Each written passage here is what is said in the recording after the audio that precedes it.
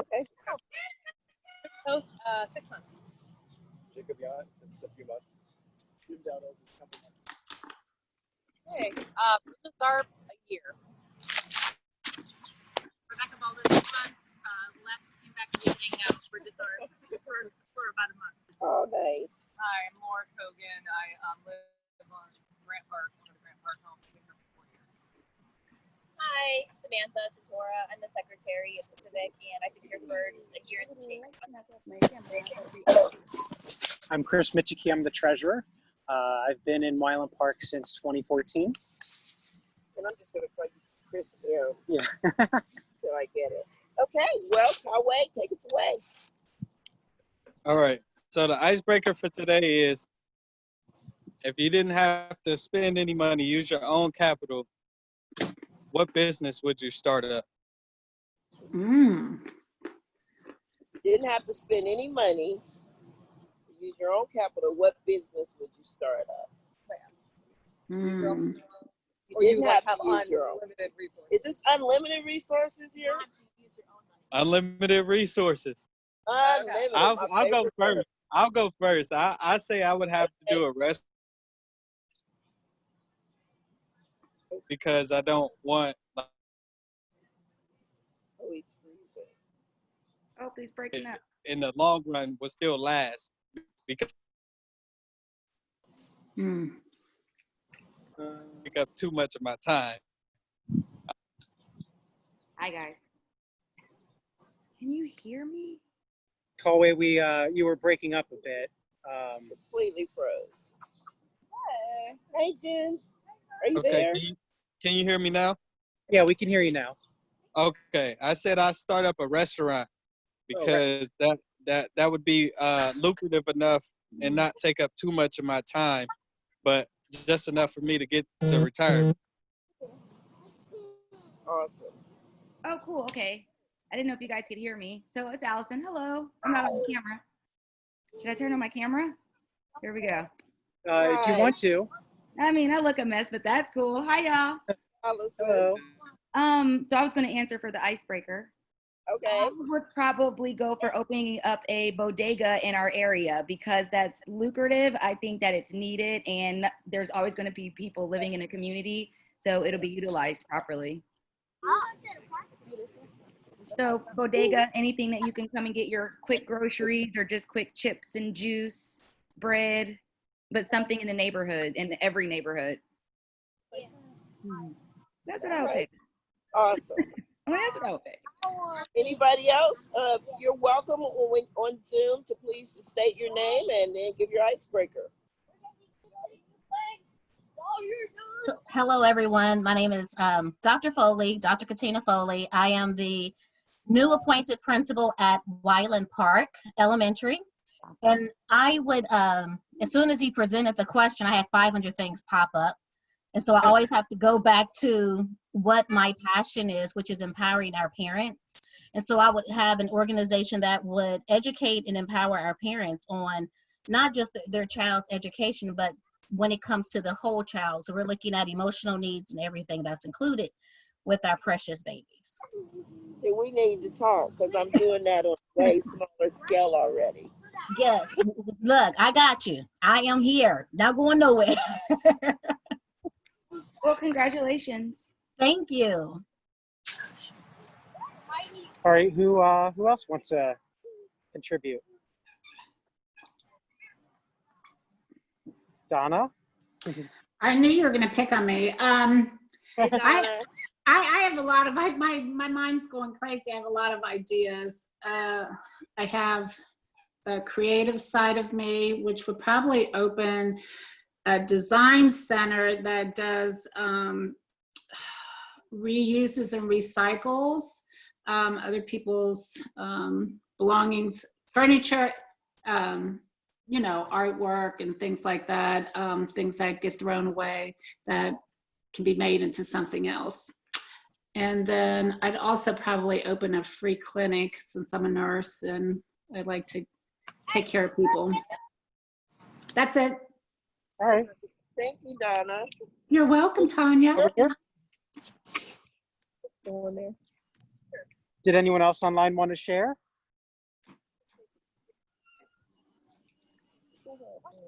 I'd open a soft serve ice cream. Soft serve ice cream. Like, you know, the kind you get in your hometown, like back home, I would put like in the city. Nice. Anyone else?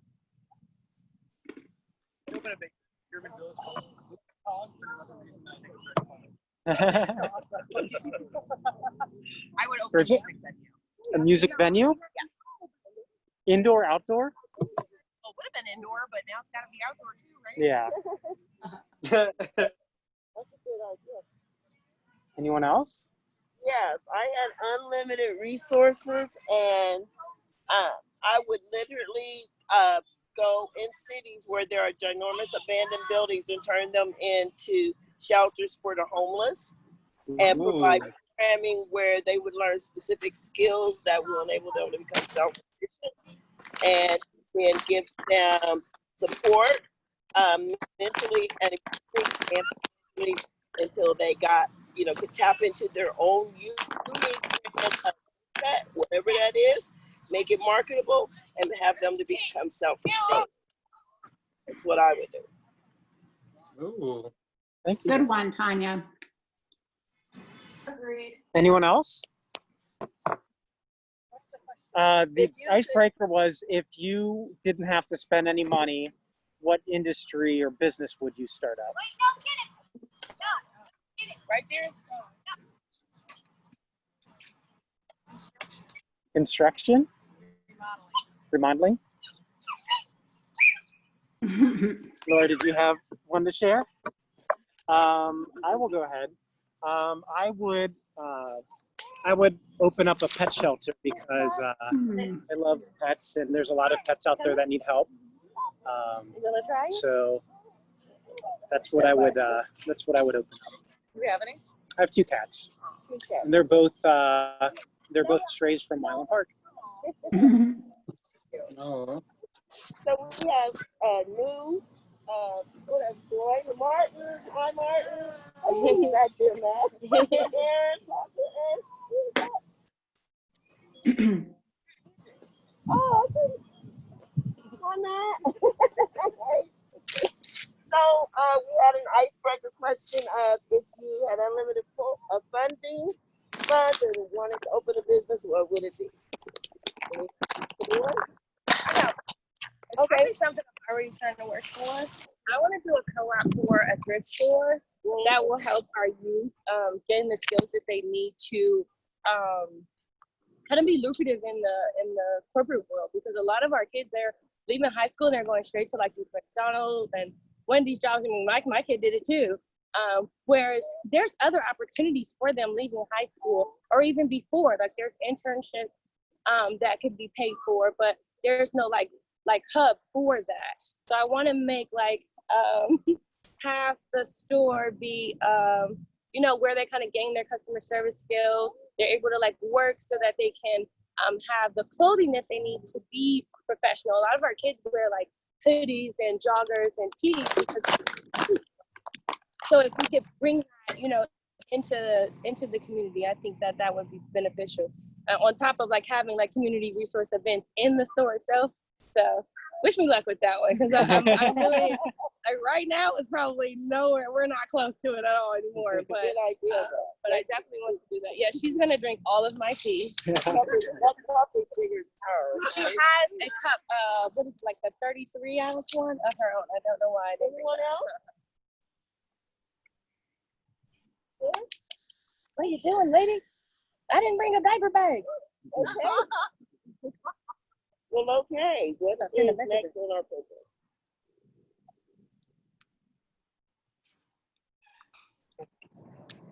Well, thank you everyone for participating in the icebreaker. If you want to introduce yourself? Oh, I'm Laura Bidwell. I'm the co-chair of the House. and been in Wyland Park. I'm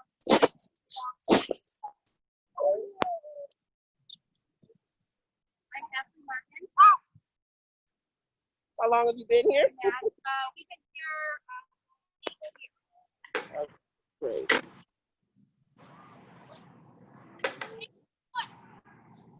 Hi, my name is Matthew Hansen. I work for the University District Organization. Nice having you. Hello there. Okay, great. All right, what's the next one? Okay. All right, well, here we go. So, next we're going to talk about the Wyland Park Elementary School, the return to school, and COVID. We just so happen to have Principal Foley on Zoom.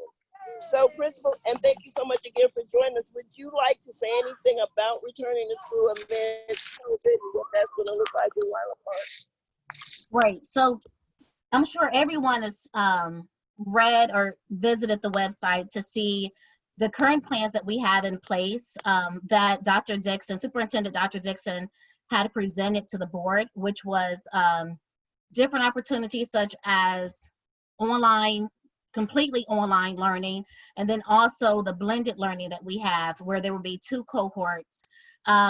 They are still having discussions. The only thing that I can say, our plans currently has been to be flexible and to be patient. Our ultimate goal is to make sure that everyone is safe. That includes our students and also our staff, and making sure that we put our students' education first. So no matter which model they choose, our focus is on our student achievement. But we still have, there's a lot of unanswered questions. So the same way you all wait for the governor to say something, we sit right in front of the TV and wait also. But we're hoping that we'll hear something at least within the next week, especially with administrators returning back in August. We're hoping that there are solid plans in place when we do return. But as of right now, there's we received, different precautions that will be taken. But again, everything is up in the air. So I wish I could say more. Even when I met with the staff, they are concerned, just like anyone else is concerned. I'm a parent. I'm concerned trying to figure out what, my son's school is going to do and what's best for him, not just academically, but more so with his health. So it's a lot of unanswered questions, but what we do know for sure is that our students are first and foremost our important focus right now. So wish I could have more answers. So I apologize. Well, that's okay. Just thank you for letting us know what's going on so far, and we look forward to actually hearing more as you are updated more. Yes, ma'am. Before classes actually begin, okay? Yes, I will be sure to keep you all updated. Does anyone have any questions for Dr. Foley? Can you hear her? Let me hold on. Okay. Hi, Dr. Foley. Do you anticipate having any special needs? I mean, I know that we don't know exactly yet if we're doing all virtual or the hybrid, but as it is now, do you know if the school has any special needs? Like, you guys need more hand sanitizer, more like masks, gloves, things like that? Right. So when it comes to the safety, when we're looking at masks and gloves and hand sanitizer, I know that the district said that they will be providing that. One of my biggest concerns as I make a plan, because it's no matter if we go back blended or if we go back virtual, we're going to need supplies for our students at home and at school. So where before, usually the focus is making sure they have things at school, but seeing how they may be spending all of their time at home or half of their time at home, I just want to make sure that they have those materials available to them. That should be the last thing. Our parents are stressing out about enough, trying to figure out childcare and, trying to stay well and provide. And so if there's something that we're able to take away from them to ease the burden that they're feeling, if it's a pack of crayons, some pencils, anything when it comes to that, we would truly appreciate it. Do you have a sense yet of how many students will still need devices and how the district's going to go about distributing those? So I do not. What I do know with Wyland is that we had 9 Chromebook carts. within those carts, there's about 40 Chromebooks, okay? All of ours got distributed. There's not one Chromebook left in the building. And so when we're looking at that, the goal of the district is to have one-to-one technology by 2023.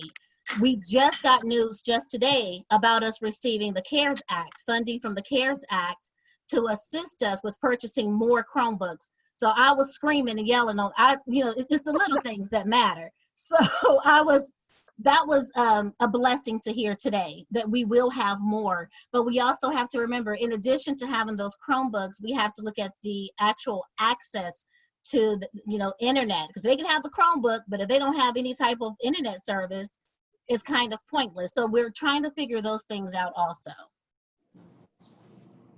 But thank you. Those were great questions. Could you guys give us any kind of a recap for those of us who can't really hear? She was saying that they have about 40 Chromebooks and they have been distributed. The CARES Act might allow them to be able to purchase more, but there's still questions about you have Chromebooks. No, it was, Chris, it was more than 40, more than 40. Nine. It was over about three, it was at least about 250 to 300. 200 to 250 to 300. Okay. Into other schools, and there are none in the building now.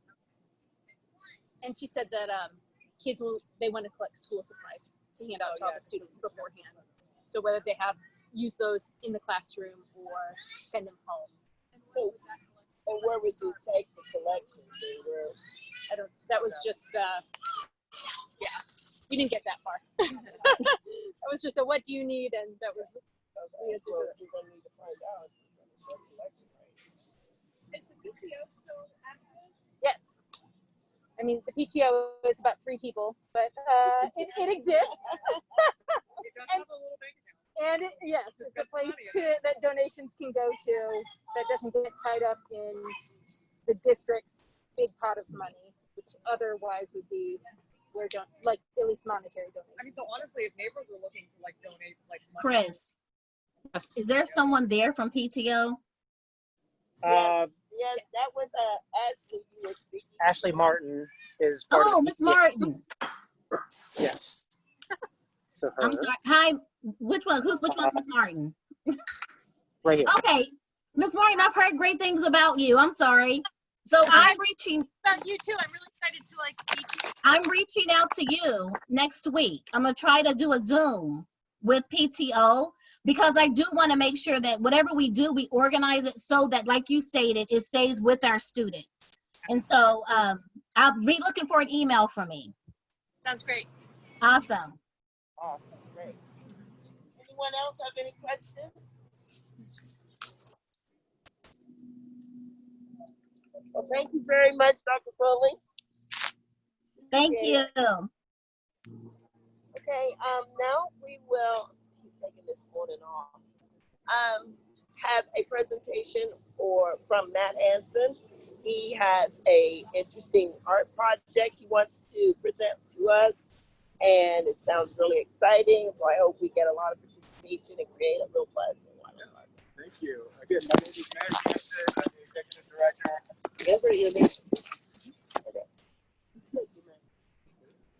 I'm the executive director of the University District Organization. We do a lot of neighborhood collaboration with civic groups and the area commission and businesses. We also run a clean and safe program for High Street. One of the things that we embarked on was creating a plan for public art in the University District. In 2018, we finalized the plan with a lot of stakeholder input and community member meetings to talk about things as far as art goes. One of the concepts that came through was temporary art, and how that could change and over time and different locations throughout the University District. And so we kept on thinking of how we could create temporary art. Could you remind us the University District boundaries? Yeah, the University District is everywhere from Fifth Avenue to the south up to about Arcadia to the north on that Clintonville University District border. The river, Olentangy River, all the way to the railroad tracks over here. So it's a big area. We've got, we had some preliminary concepts, and one of the concepts that ended up being developed from a steering committee was to create temporary art on fences. And this can take several different forms. It could be woven into the chain link or stuff put into the chain link. We're kind of leaving it up to the creativity of the artists to come up with concepts.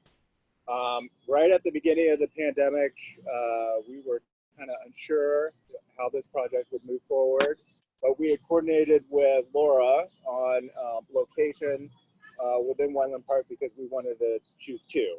So one location we ended up choosing was the basketball fence over here.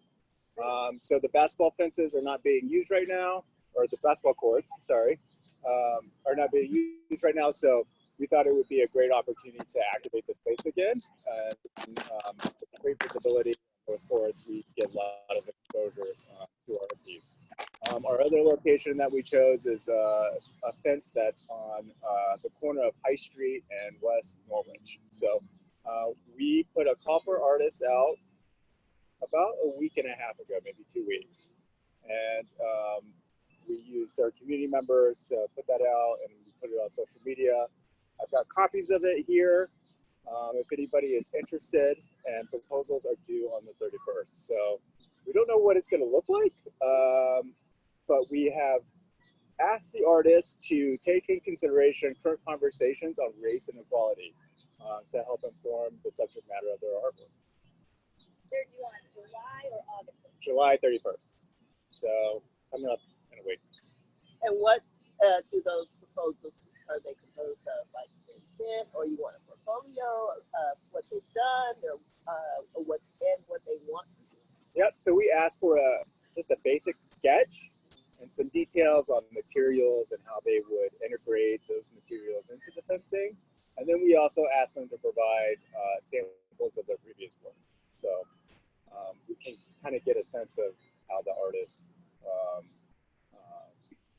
work, yeah, and their bio, types of work that they've done. So One of the nice things about this is that unlike many civic association activities, this is not a volunteer enterprise. There's actually a nice stipend that goes to the artists. Yes. Pay for that. So. yes, so $4,000 stipend that would pay for those kinds of materials.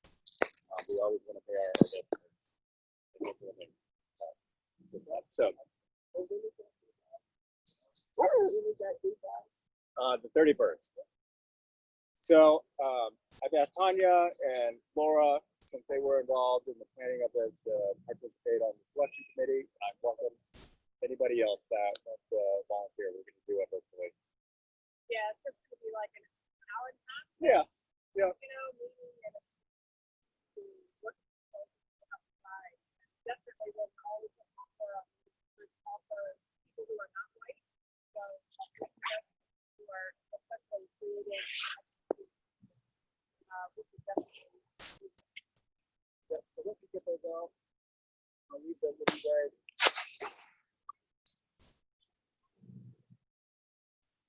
Over here in the folder.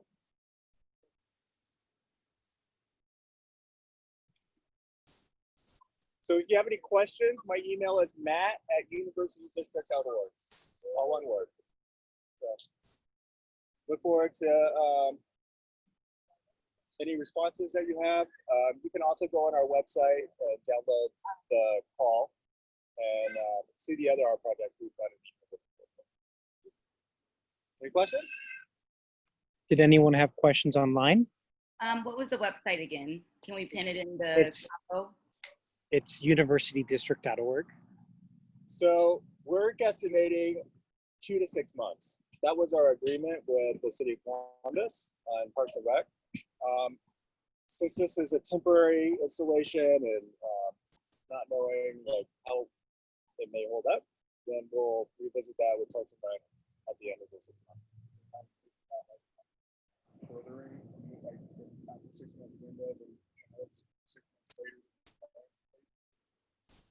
Another one? Yeah, like, is this something that's going to be like continuing? This would be a one-time thing, yeah. When will it be installed? Hopefully September, start in September, so we can get a couple of good warm months, warmish months in for display. But then it'll be available in the spring.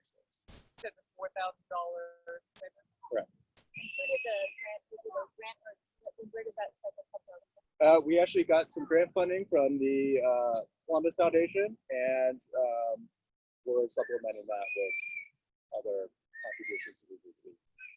If you've been around the rest of the university, there's like go up High Street, all those electrical utility boxes that have art stuff on the outside. That's another one. Yep. They also get some dumpsters, I think, that will be around this. No, so it's the dumpsters are off of West Norwich. If you go in the alley between Wayne Avenue and Norwich, we've got 10 dumpsters that are already set painted. So they're really cool. So check them out. Is there information on your website, Matt? Yes, go to universitydistrict.org/arts. I have, if anyone wants one, I'm saving one. All you have is Only about I can make this. I can say that. That's cool. Everybody want one? Yeah, it's all online. universitydistrict.org/arts. There's an online application to you, and download the Hopper Artist. Did anyone online have any questions? Okay. All right, Thank appreciate you. it. Thank you. Thank you so much, Matt. Appreciate it. Good to meet you. And next, we're gonna have Jennifer Keats talk to us about her infancy literacy program. I'm the co-chair for youth development for Wyland. I've been in Wyland since 2009. My goal is to utilize the little free libraries that we already have in the community and put more diverse books in them. There's also, I think, I want to talk to you too, because I think there's a way for us to get the books that they're going to need for school in there too. So I work with Aaron, Processor on a grant to try to get funding for the books. I'm probably going to buy the first set anyway. But I want to leave like little snacks and little links in the books or in the pantry too, so that if there's a mom that's struggling with, reading to their child, that there's a link that they can go to, like YouTube or something, to hear the story itself. But just putting more diverse books in the area. We don't have that many like same-sex books with stories in them, like Top Par, and there's a bunch of authors that I'm looking into, but I think Top Par might be my favorite. So he might be the first. But I plan to start the second week of August. I won't know if we'll get help with the purchasing the books and the snacks right away, but I'm willing to kind of put my foot in there already so I can see it done. So the idea would be just to every other week put in a new set of books. And I know, are you bored already? Yeah. So put in a new set of books every other week, just to see what the turnout would be. And I would try to utilize Facebook and the Wyland Park discussion forum and the civics page as well, to kind of get the word out that, hey, there's new books there.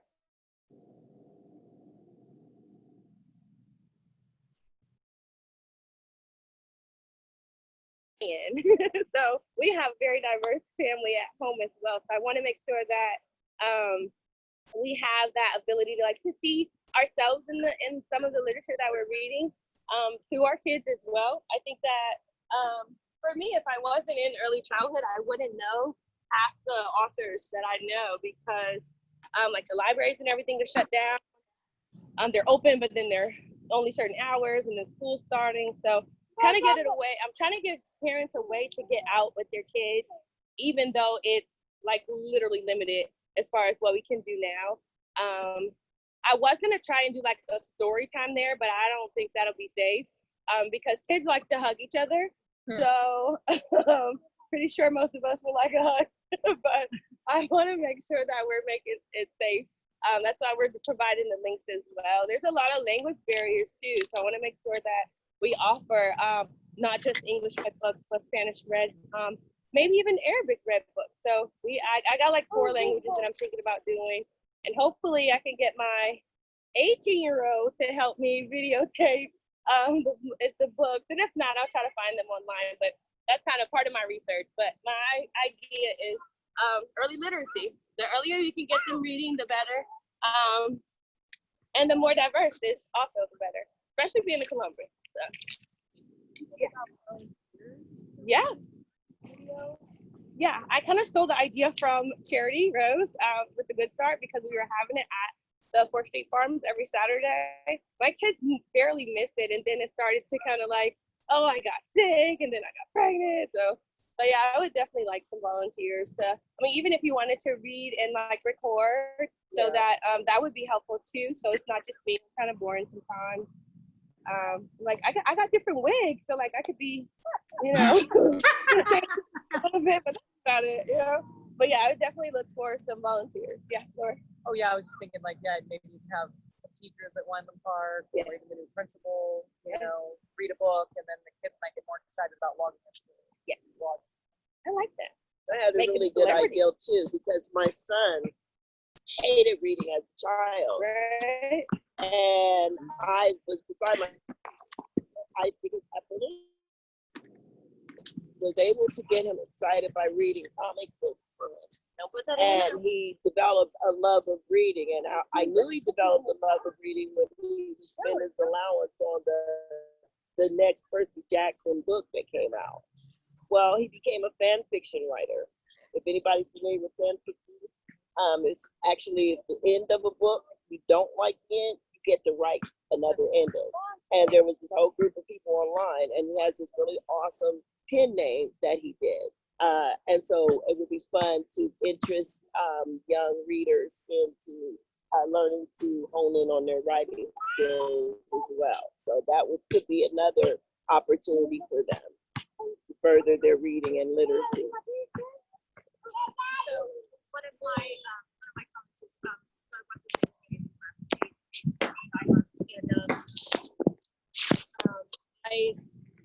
I have not gone to the 4th Street Farms library, which I've heard is great, which has a reading nook. But I've seen the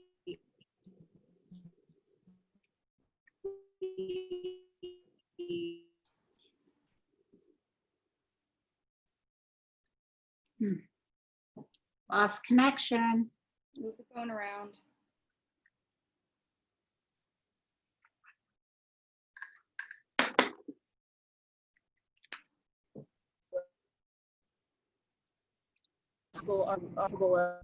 snacks with books are a great idea, because I mean, we show up and we don't always have it for our kids, but in that environment sometimes they feed us too much. So if the snacks could be preserved, we have blessing boxes where people can drop off canned goods and box goods and other things for families in need. So I don't know if there's a blessing box in Wineland Park, but that would be another alternative to the snack option. Jennifer, which ones are the little free libraries? Because we have like, I want to use at least 8 of them. So my idea is to use Michael Wilcox's first. I love his garden. So, and this one here at the school, of course, will probably be my next one, because it'll be close to school, close to session starting for school. So it'll be the first one. Those are the first 2. I haven't really planned it out. I do want to put books in the 104. But I haven't. Yeah, there's one here and there's one further up. This is the one. Yeah, this is the one that I'm. So yeah. I guess I was like angling towards, as you move around between the different little free libraries. If you notice ones that really are beat up, do let me know, and you could decide either to replace them or to work on them or do something. Because I think when they were originally installed, there were lots and lots and lots of them installed. Yeah, they really don't. I don't think they understood what it is. I think that the residents over there, I don't think that they feel like it's theirs. So I feel like if we can get them to paint it, maybe, draw some graffiti on it, maybe that'll get them in the, like, okay, this is ours, we have to protect it. So that was my idea. I've got paint markers and stuff like that that'll help kind of, I don't know, hopefully it's not that bad of a shape, because I haven't been on 4th in a while. Oh, look at you trying to get you. I have extra plexiglass that. So if it's out, okay. So like, just let me know. Okay. Touch base when you Okay. Yes. I have a suggestion. Anybody else have any comments? Sorry. Just to kind of piggyback off of what I didn't hear her name, but it would be cool just to kind of give the kids in the neighborhood ownership and responsibility to take on those, like if it's a block thing, like kind of give them that competition and a little bit of I don't have kids, so I might not be using the right words, but I don't know if competition is a bad word to put in kids' minds, but like kind of, just by their areas where the book, I call them book lots, but to kind of give them their own one to kind of represent and have and kind of compete, but then an initiative is to get a gift card for something to go towards the school product, the things that they need. I think that would be cool just to give that ownership and responsibility though. So just to go along with, to put that in that pot of ideas for that. Yeah, that can work. Empress, what's your problem? Yes. Stay over here for a second. Okay. What else? Do you guys have any more questions? Also having them organize it, because I usually when I'm walking, and I don't know how many there are, because I think you said only 3 of them. I want to do 8. You want to do 8? Okay, so actually get them put in. So that's cool. But give them, because I usually walk by and organize the books in there. And I know probably other people do that, but kind of just giving the kids to do that kind of like, okay, it's your week to organize, or you and your brother, like maybe even if it's a household thing, so then the households get involved. That's it. Thank you. Miss Cheeks. Yes. So I have like a lot of books that I've tried to donate. Where could I donate books, or anyone that I know who would like to donate? You can bring them to me.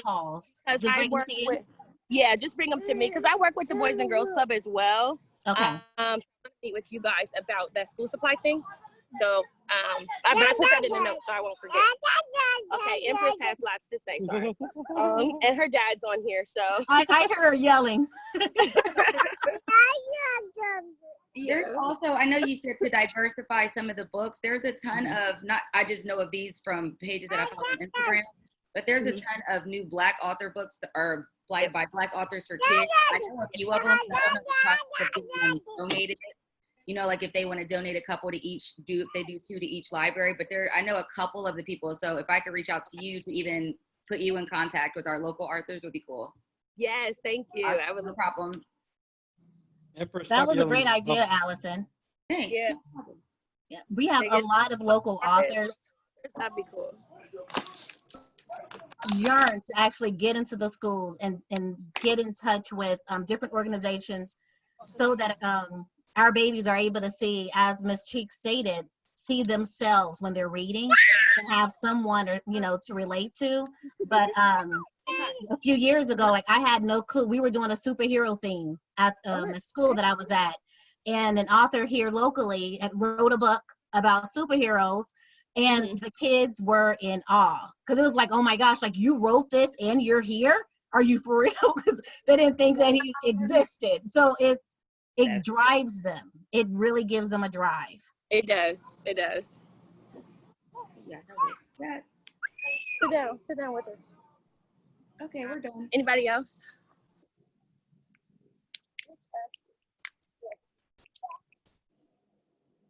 Did anyone else have questions online? Nope. I'll drop a list of some authors maybe in our discussion board, just kind of compile a list of the people that I know of and try and tag them too. I think that would be my easiest way to do that. That's not my phone. Nope, that's not my phone.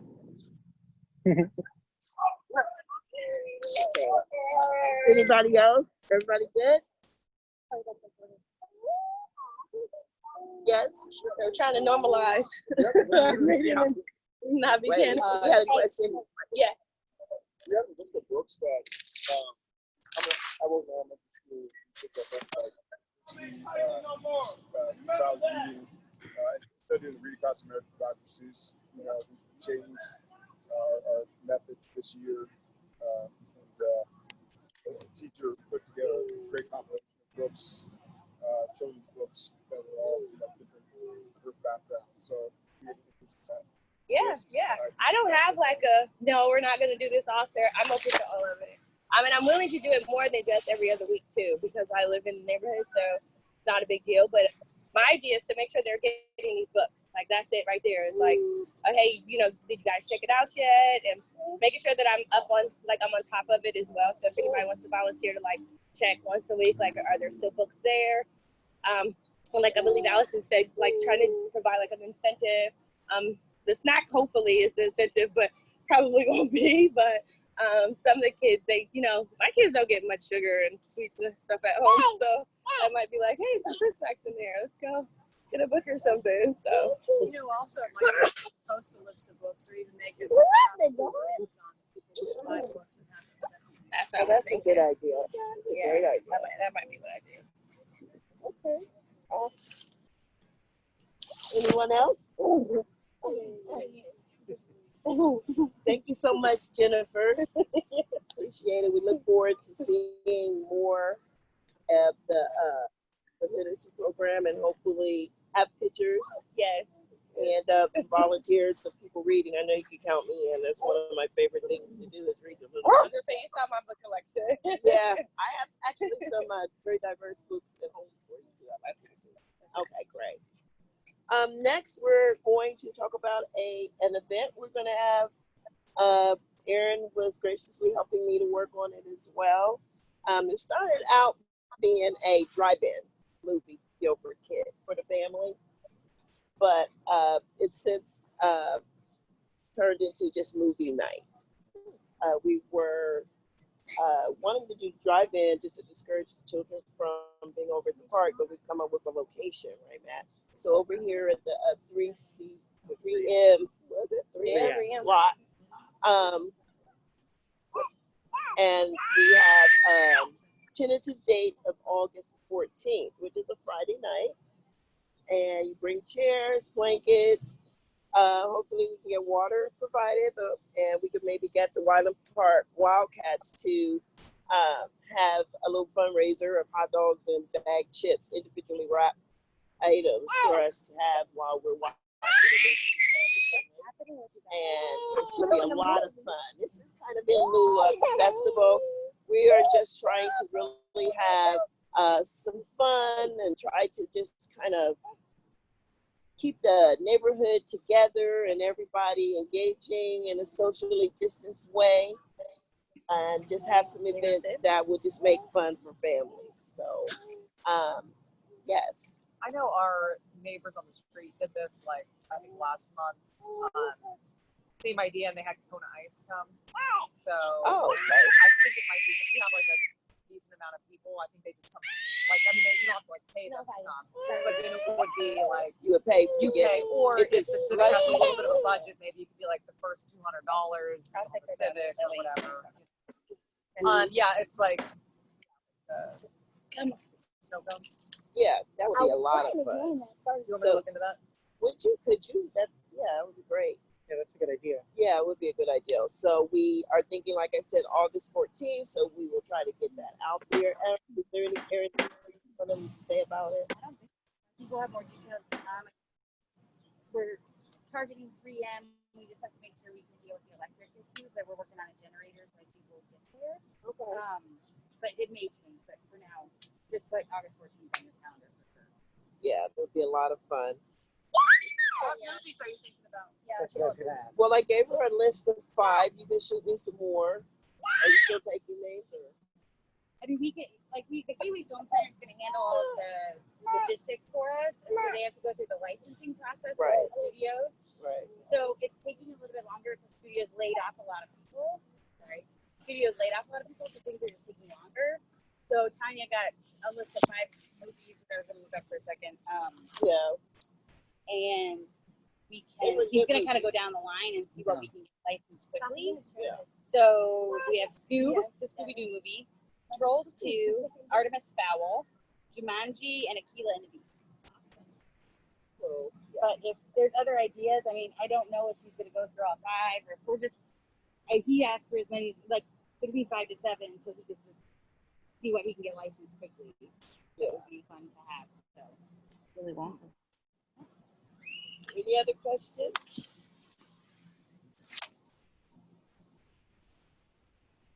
Okay, well, you'll hear more about that as it evolves and comes into fruition. So I do want to apologize about the promotion. I know it's happening, but that was a big reason why we had the police here. If there's anything that's escalating here, I didn't want to not acknowledge it because that's like an elephant that I could not see. So just like that garbage, I can't not see. But we feel like the wind blew over that big old trash can. And had I known, I would have bought a bag and literally picked it up myself. Oh, I usually pick it up when I walk my dog. Are you talking over by the park, by the shelter? The shelter.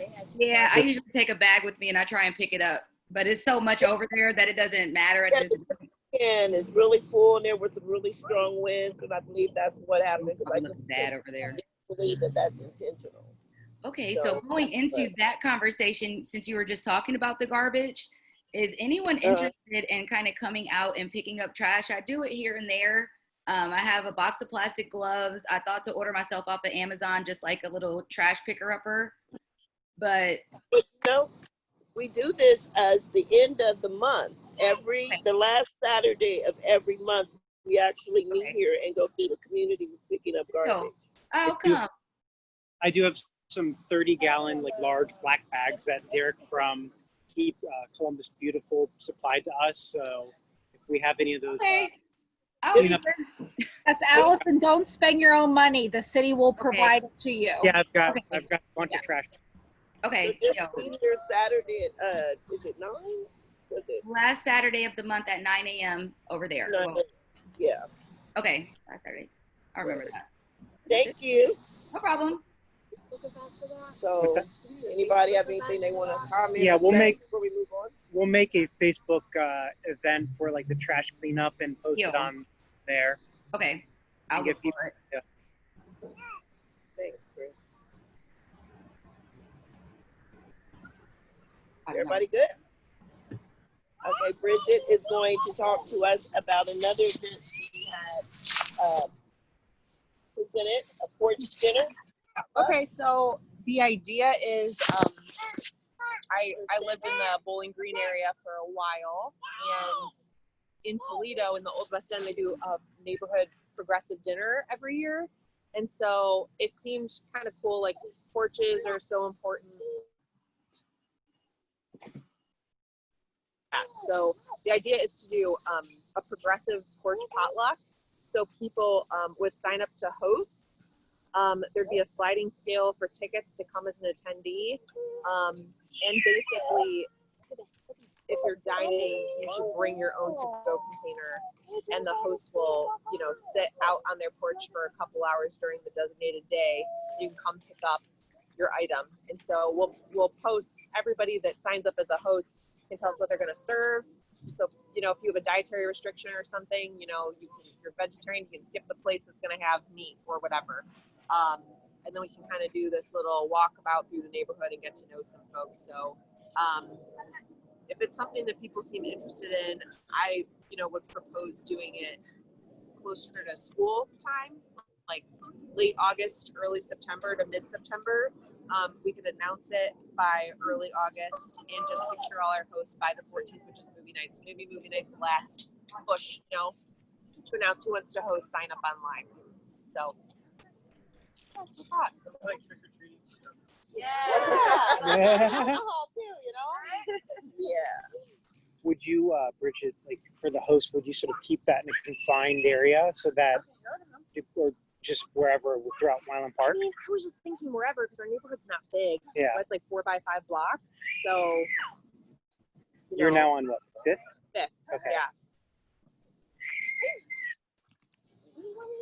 I So could you probably would host have a two, so then route like we could keep it in sort of once you got confined in your an area host. so people don't have to walk so far. Or... Yeah, we could do that. Once your host signed up, would you have then a route that people could take to get like main course, sides, and then come around for dessert? So let's say like you sign up as a host. We should probably, I don't know, get a couple extra people, and everybody picks like, do you want to provide a main course or a soup or a side or a dessert? And so people can have some choices. So if you buy a ticket and we know the total quantity of people that are doing it, maybe you skip one house. If you don't like what they're offering, we'll just post what everybody is offering. So hopefully it'll just kind of work itself out. If you don't want to walk too far and you skip the house that's the furthest, you know, that's okay. So yeah, if anybody has any comments or anybody wants to sign up as a host, contact me. But is there anything major we should be worried about, or any comments, questions? It sounds to me like the kind of thing is going to have so many details to it that you don't really know how it goes until you try it. Yeah, we'll just see. That's a cool, creative idea. Yeah. To like maintain neighborhood connections. Kind of hard to do that. Yeah, and it kind of builds on like the porch decorating stuff that we worked on too. So porches are important. Porches are important. Normalize somehow. Are you gonna? Where is the sign up? Facebook or? I think so. Or you can do like an Eventbrite or something to. I think there's a cheaper way to do it, maybe a Google form or something. But there would be a pay it forward option. So if you want to pay for somebody that's gonna, you know, select $0 for their sliding scale, like you can add on at the checkout. I have some experience with Eventbrite, but if there's a tool that you think is a good idea. We could have people pay through like PayPal or something. What would the money go to? I think it would go towards the civic, and then we vote on how to spend it. Maybe it's festival, we bank it for the festival. I don't know that it's going to raise a ton. I mean, I can include in the meeting minutes the amounts, but I was thinking like $15 for a single adult or $25 for a couple, maybe $5 for kids. So it wouldn't be a huge amount, but the host would be donating what they're serving.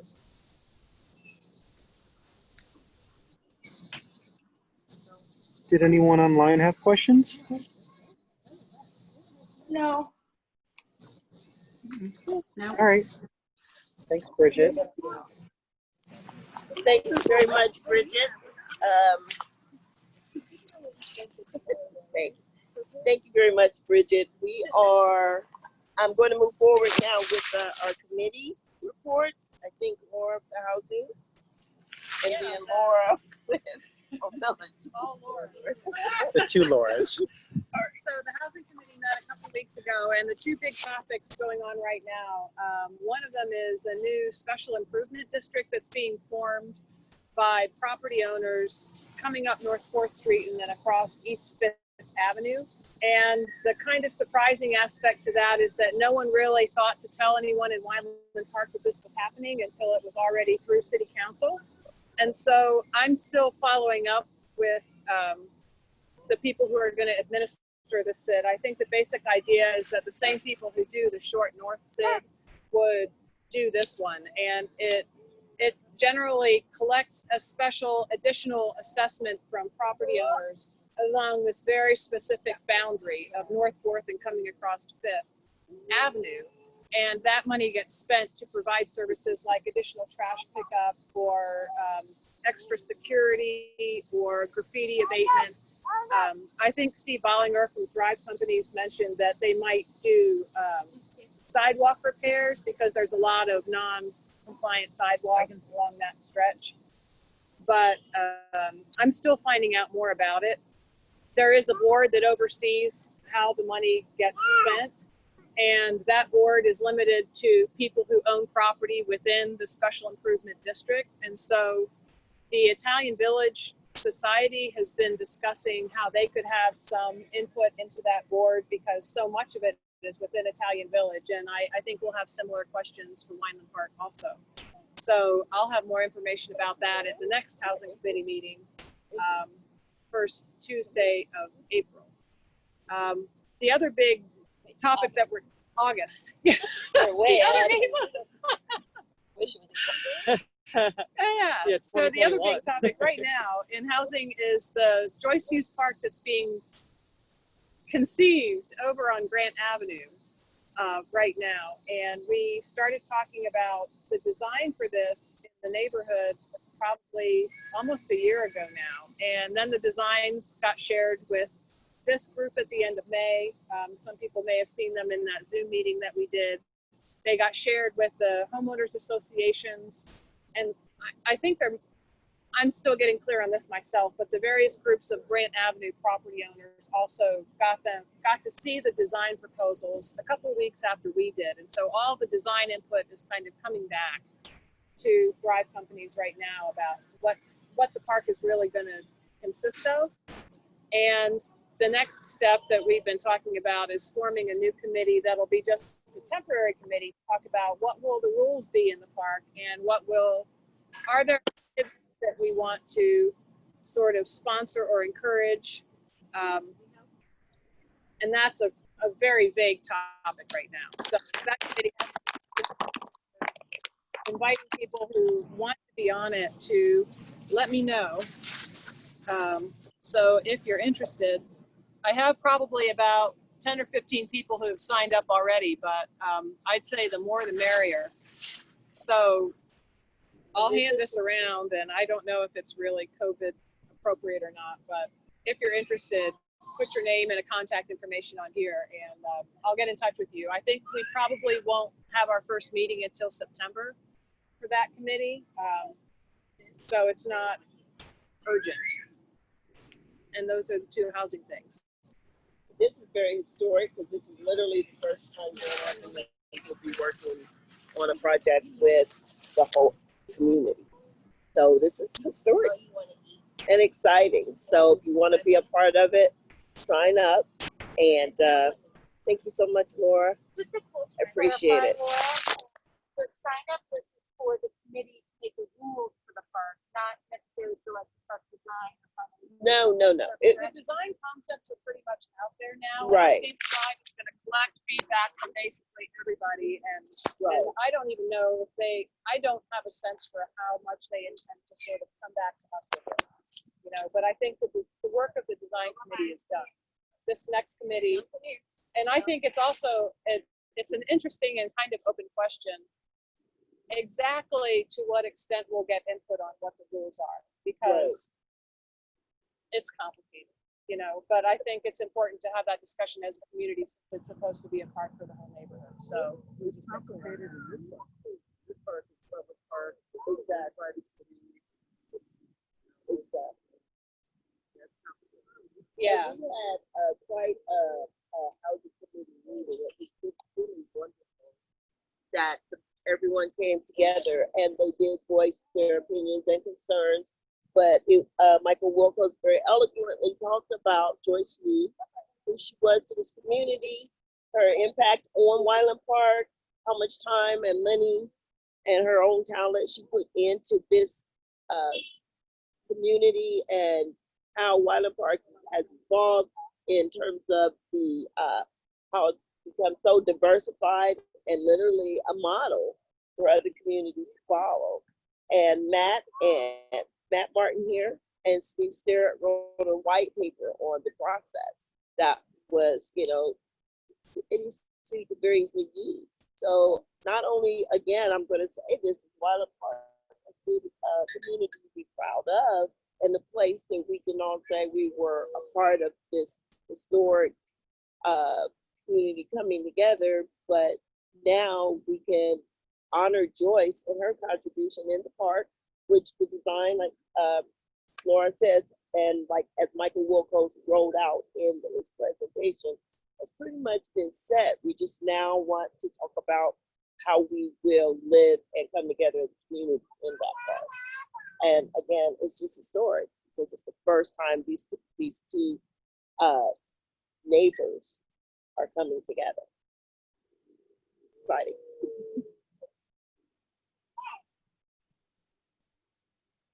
That's all I've got. Any questions, anyone? Nope. Okay, Laura. Oh, yes. So regarding, mobility in the neighborhood, we haven't really met since the pandemic started, but we have been kind of attending the Vision Zero meetings, which is an initiative by the city. Is it by the city? Yes. Like city, and so who's the woman that started it? Was this like from a grant or something? Like how it evolved? This initiative has been across the nation. Portland's got a good one, and several other places. And some farmers finally trying to adopt something. So, so I mean, I've been attending some of the online meetings, and right now it's just a lot of talking and brainstorming, and so like we've been there, done that. We'll see. Like, hopefully something comes of it. I don't know. Did you have any updates? Because I know we were working with the city to get counts for certain areas around here, like trying to get a flashing beacon on that crosswalk over there, trying to get a crosswalk installed over here with a flashing beacon, trying to get a flashing beacon where the elementary school is to cross the street, because that can get very dangerous during the school year. So do you know if I don't even know if counts, we kind of talked about like counts mean nothing right now. Yeah, It's not they're not normal. doing any traffic counts for Okay. city projects, private projects. They're not doing any. So I don't know, maybe we should probably talk about that. But at this point, you know what I mean? Like, how are we going to move forward with? So basically, all the things that we want, even though they've been studied over and over again for many years, there's been like 2 or 3 studies put out. They're all old and outdated, even though one of them was from like 3 years ago. So the city wants more count before they'll do anything. And so now we've been waiting for that. We were waiting for that for the spring. And so now, I don't know, So where we left off, really, a lot of it were the counts. I'm James Peltier, by the way. I'm helping out Laura with the mobility committee. I live over on Hamlet, and my wife. But they wanted counts for the crosswalks and getting the RFPs, or rectangular rapid flashing beacons at all the crosswalks. But they did move forward with redesigning all the signals on Summit. As a city project, we're gonna come in, because like the one up here at 7th and Summit is terrible. I think everyone's aware of that. And so they are redoing all the signals down through there. I think that was installed in the 70s. So it only had so many capabilities. So they're gonna upgrade that so they can implement more capabilities into it. So that's in the design process, but just again with COVID, a lot of things have sort of put on hold, but I haven't followed up recently on it. So I know that's really good news though, because they were telling us that wasn't going to happen because it was going to be so expensive to do the rebuilding that had to be done, and it had to be done all the way down Summit Street. And they were just like, it's never going to happen. Yeah. And then they just decided to. Yeah, that was more recently, but I mean, it's probably like 2022 or something when it actually. It's a slow process, yeah, for sure, for a public but at project. least it's from Hudson all the way down to 670, so it's a long corridor that they have to design. And so right now the design is authorized, then they'll put a cost to it, and that ought to be approved. So construction, yeah, probably a little ways off, but at least it's in the hopper in progress. But as far as the Vision Zero initiative, that's Columbus wide. But one thing we can do, I know I mentioned this our last Zoom meeting, I don't recall when that was, but one thing we can do as a community is go to Vision Zero Columbus, the website, and they have this program on there. We can go in and called Mark Up the Map. We can go in and mark dangerous intersections around the community. And you can go on there now and see that there's quite a few people that have marked 7th and Summit.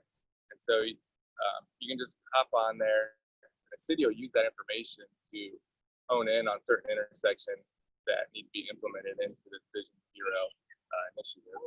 So I ask that everyone goes on there and marks the intersections in the neighborhood, or where you need crosswalks or sidewalks, or anything like that, where you see a near miss. Go in there and go into the app and mark it up on there. Then they'll use that information to put into the program. So the Vision Zero, they're going to release what they intend to do, their plan here in the fall. So that'll all go into that. And there's also a survey you can take too that's like separate from the map marking that they keep talking about. It's like, oh, we only have, how many, like 300 at the time, I think. There's like nobody taking the survey. So the more people, the more you take the survey, like, oh, people actually do care about this, right.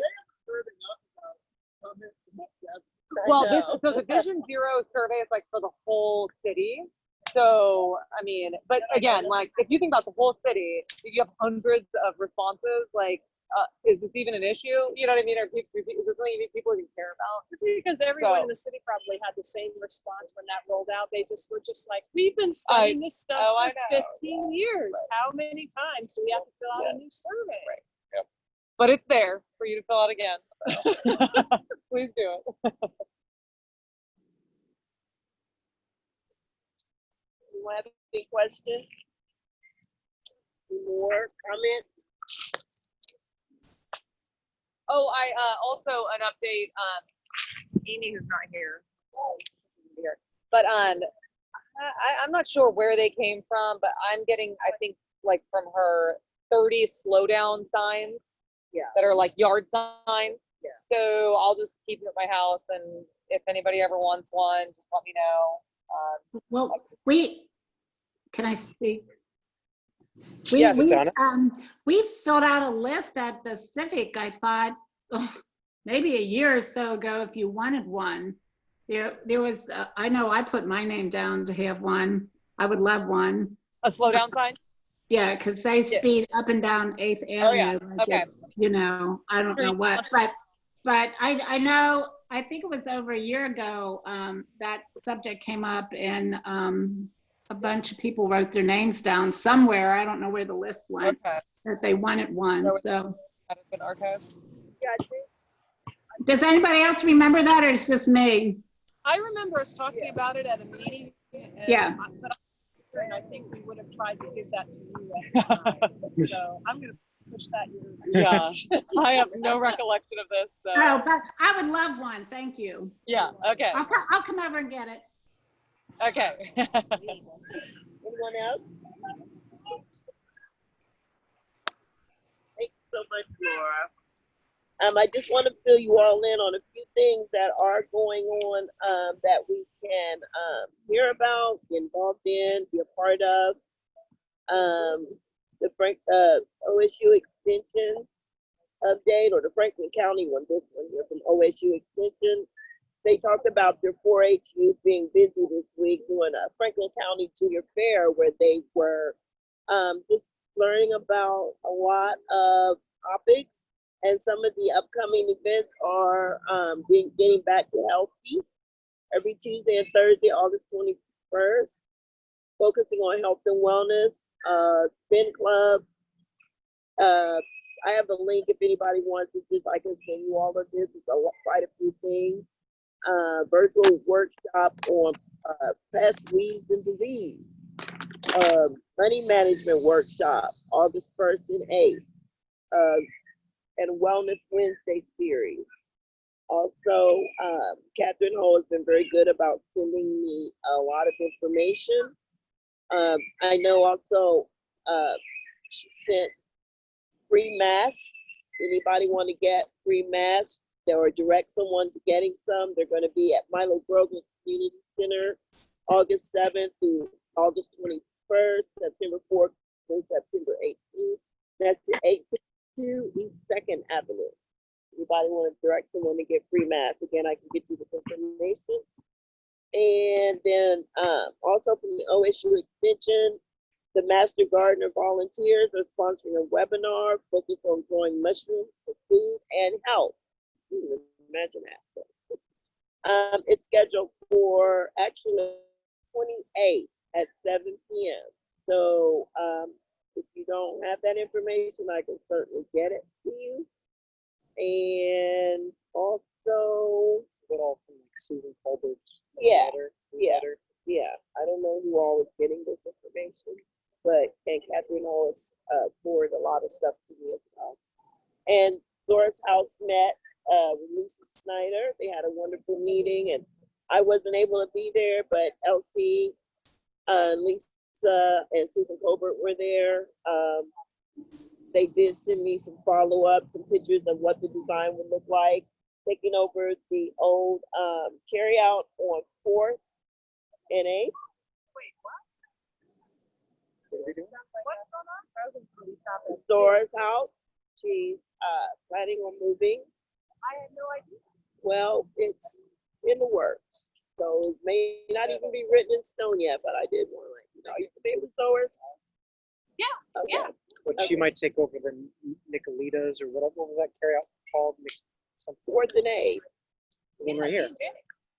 Was that Ian Jag? Yeah, Yeah. Chris, that was gone. Oh, this. Yeah, Italian. Yeah, so yeah, it was they're looking at some really lovely designs. They're expanding to add more for women of color to come and have a think tank to be able to bring some of their ideas and innovations to light. How awesome would that be? Beautiful use for that. It's a beautiful use for that space. Well, Yes. You get to expand in one. Is this the one that CPO owns?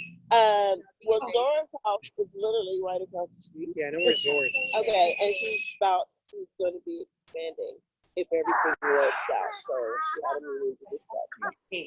well, Tanya. Yeah. My understanding is that the building's coming down because it's got mold and all kinds of stuff in it. Is that? Yeah, they would have to probably build over. Yeah. Oh, okay. That structure would not be fitting for Zora's. Right. At all. Yeah. Okay, so does anyone else have anything that they would like to say for the good of Wyland Park? Anything to add? Anything I missed? Any new business they want to discuss or bring up? Anya, can I speak briefly? Yes, please announce yourself. Hi, everyone. My name is Catherine Call. I'm the neighborhood liaison with the Department of Neighborhoods. I don't have much information to share because the CLO for this neighborhood is out of town right now, but I wanted to speak about the 2 recent shootings in Wyland Park. Members of my department went out and did a survey of the park to see if there was any lighting or tree brush issues that could have contributed to the violence. We did notice that there is some lighting now along with some brush that needs to be cut down. So that is something that our department is working on taking care of. I am still just waiting to hear back from Officer Smith because he's on vacation. I also reached out to a commander today, but I don't have any additional information about the 2 recent shootings at this time. But I wanted to let you know that we are aware of it. It is a concern. You know, the mayor's office is aware of it, and I hope to have more information that I can share shortly. And then I did email Tanya about the free mask giveaway. There's kind of 2 in tandem. There's one Columbus Rec and Parks is doing and one that our department is doing. So there's probably about 10 different opportunities to obtain masks if you don't have access to get a mask. Tanya, am I able to share my screen? Yeah, you Yes. can. Well, I don't know. Can you have to make her administrator? I think she can share it. She can, because I can't. It says host disabled. Working magic, Catherine. Let's see here. I don't know if you could do it on that. Is that up there? I can make you the host. Can you try now? Ah, wonderful. Okay. Okay, she's sharing her screen. So I wanted to share, as you guys talked about the Vision Zero. Where is the link for that? Here's the link, and I can resend it to you guys. So I really encourage people to fill it out. As Laura said, and I'll echo, the surveys right now have been really low. So as the city is receiving these, and we notice that there's a large influx of certain intersections, certain areas of town, that will certainly be noted. Catherine, can you forward that mail to officers at winelandparkcivic.org? Absolutely. Would you mind copying and pasting your link in the chat here so we can just copy and paste into our search bar? Sure. Thank you. I also just want to highlight for daily updates regarding COVID. I'm going to put the columbus.gov/coronavirus into the chat as well, so you can get up-to-date information about numbers and free testing sites. I think that is really important. And There is a father figure class that is online and free taking place August 4th. So it is an opportunity for fathers to learn fatherhood skills, resources, and support. And I will also include that email in the chat as well. So those are just a couple things I wanted to highlight. Awesome. Thank you. Thank you so much, Kathy. What's that? There have been several shootings in Wyland Park lately. I'm Rebecca Baldwin. I'm visiting. I've been living on and off in Wyland Park with a friend who's been here for quite a while. My question is, do we have any causation as why there's an uptick in shootings in this neighborhood recently? And that's my only question. I don't know if the trend is just Wyland Park. I know there's an uptick citywide. Overall from last year's stats of July 2019 to July 2020. So I don't know if there's anything that is contributing to Wyland Park specific, but when Officer Steve Smith returns, I can see if there's any type of correlation. What I was reading on some of the chats on Facebook was there was thoughts that it was one of the shootings was related to an Airbnb. I don't know whether or not that was true. I have also received a tremendous influx of concerns about Airbnb parties right now during coronavirus. And there is going to be legislation created this fall after City Council returns back from recess to increase the city's ability to have some teeth when there are problem Airbnbs. There will be an opportunity for the community to testify regarding concerns about Airbnbs. And when I have that date information, I will certainly share that with the Wyland Park. Rob Dorns was on our last meeting and talked in depth about that. Okay, great.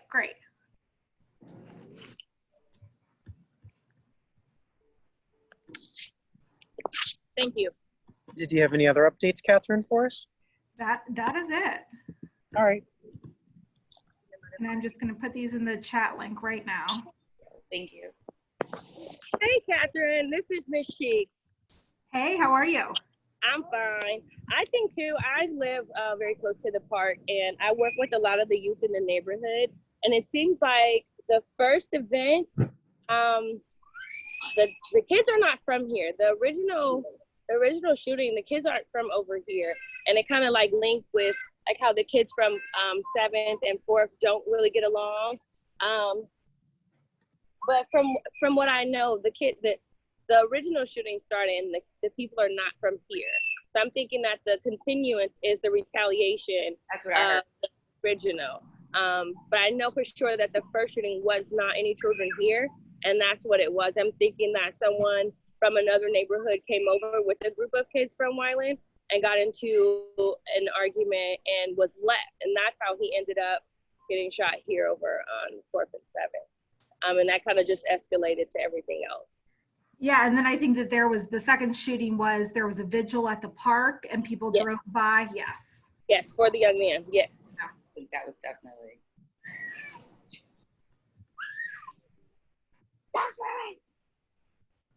No, Kawe, you can't lose your patience. She's just a baby. You know she's gonna throw my phone. All right. But yeah, I wanted to give a little bit of insight. I'm like, I know they're kind of like hush. There's a lot of kids in the neighborhood too that aren't from Wyland, and they've had issues or their parents had issues with people in the neighborhood too. So I'm trying to kind of create an idea of where they can kind of talk without being violent. So I don't know. I may have to work with the officers about that. Kind of get the males involved. I don't know if Kawe's still on the call, but me and him are trying to work out like a little group. There used to be an elite group here in Wyland that I really like, because if these kids were like tagging your porches and stuff, they'd get out and like make them paint it over and stuff like that. So I kind of want to have a, like, not really community service, because that's what they were being made to do, is community service, but just have a group that'll allow them to give them a common ground to speak and try to work out their issues without the guns, honestly. So I think we definitely got to get more males in our neighborhood involved, because they're present. When they're here, it's not as much. it's not as much violence when they're around, when they're being seen, when they're being heard. I think that they're, they lead by, the kids lead by example. So we need to work on that. Another issue is, the city has programs in place. There's the APPS program that works with teens and goes into the communities, but everything really this summer has been halted, which I think because of Corona, there's just been an uptick because everyone has a lot of free time. We're stuck at home and we're bored, and then we get into mischief. Right. And the kids really don't have anything to do. Right. They won't even put the hoops, the hoops back into the parks and stuff.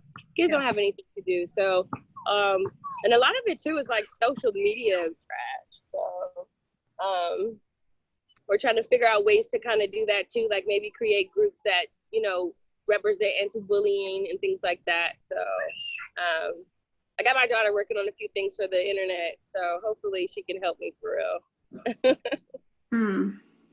Well, thank you so much, Jennifer. Yeah. Thank you, Catherine. Thank you. All right. Well, anybody else? Yes. That the city was gonna cut down shrubbery or something like that. I think, Catherine, did you say they were going to cut down some of the shrubs and address some lighting issues? Was that in the park? Yes, there was an AEP light that was out, so we've already contacted AEP to ensure that light is operating in the park, and we're looking into cutting back some of the shrubs and trees so it's not so dark at night. That's the only shrubbery. Cutting down some of the shrubs so that it's not as dark. Yeah. Hi, I'm John Gifford. I live like adjacent to the park on the other side of other side of Summit.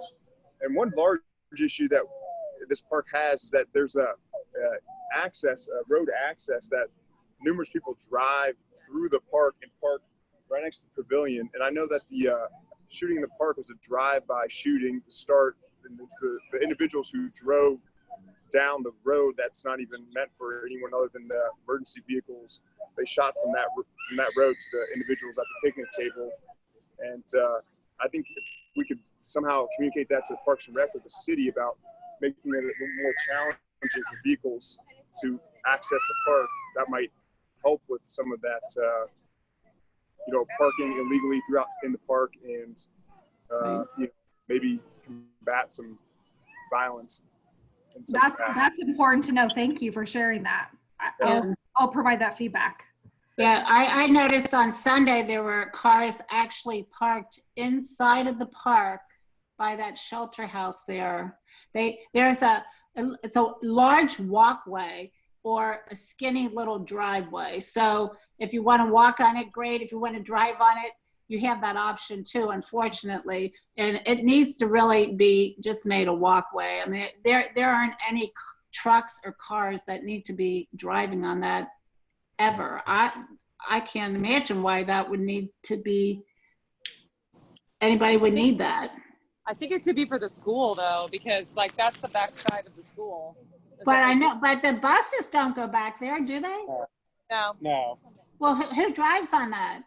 No, I'm just thinking maybe you have to have like 2 egress options or something where like a fire truck can access. I don't know. I mean, I'm assuming it's probably A fire truck can't get down there. They do. Yeah, they do. Well, I think that's just an extra large sidewalk. No, they won't go out. But like, they went out that way. Cars drive on there all the time. They're not metal poles anymore? Oh yeah. Sometimes people will drive down that driveway and they think that it's gonna cut through the summit. Yeah. Like in fact, just before our meeting, there was a car that went down and then sort of had it back up. Yeah, that's what I was speaking of, that people use that as a drive. Really, it's a pedestrian pathway. Right. Well, let me talk to the staff at Rec and Parks to see what their feedback is, and perhaps me and them can do a walkthrough and see what their thoughts are. maybe they could install some additional bollards or something that would indicate this is not a driving area. Or at least signage. Is there signage? I don't think there's any signage. Or those yellow poles that they put in, like at the end of parking lots. I think there's only one on far west end, but you can sort of Yeah. maneuver and drive around You it. just drive around it. Grass, yeah. That's not a deterrent at all. Yeah. Okay, well, thank you very much. Thank you. Okay, well, if anybody has anything else other than that. Thanks everyone for joining. Thank you all for coming. Good night, everyone. Have a good weekend. Bye. Bye, Allison. See you, Donna. I'll see you soon. I'm walking by. No, I mean in the park. Leaving. Yeah, no. You gotta walk up here.